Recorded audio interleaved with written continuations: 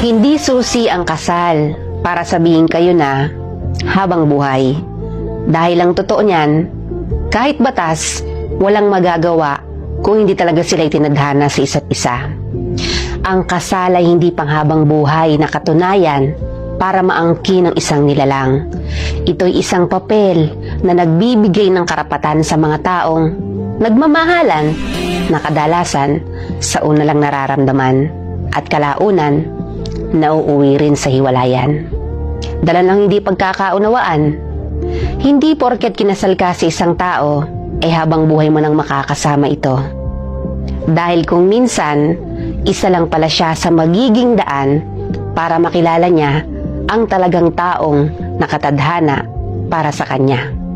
Kinikilala man ng Diyos at batas ang bisa ng kasal, pero iba pa rin ang bisa ng dalawang taong itinadhana talaga. At may real talk tayo dyan.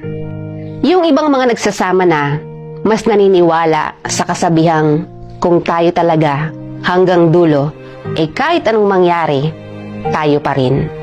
Yung tipong masaya na sila sa ganoong setup ng pagsasama.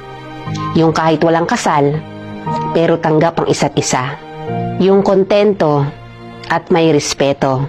Kahit walang kasal, pero alam nila yung salitang tiwala at pagmamahal.